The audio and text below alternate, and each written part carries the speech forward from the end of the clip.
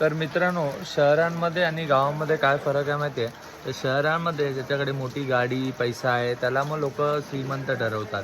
आणि गावामध्ये खरा श्रीमंत तोच आहे, ज्याची समाजामध्ये इज्जत आहे, जो चांगला प्रवक्ता आहे, जो समाजासाठी बोलतो, समाजात कोणाचे प्रॉब्लेम्स असतील तो धावून येतो. तर गावामध्ये अशाच लोकांना श्रीमंत ठरवतात, अशाच लोकांना पुढारी ठरवतात आणि अशाच लोकांची लोकं इज्जत करतात आणि त्यांच्याशी लोकं स्वतःहून बोलायला वगैरे जातात.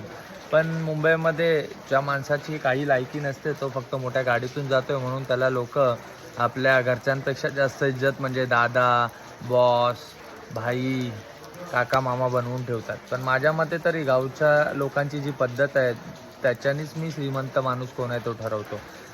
जो समाजासाठी करतो तोच माझ्यासाठी श्रीमंत आहे. तर तुम्ही कोणत्या माणसाला श्रीमंत समजता ते कमेंटमध्ये लवकरात लवकर सांगा. चला.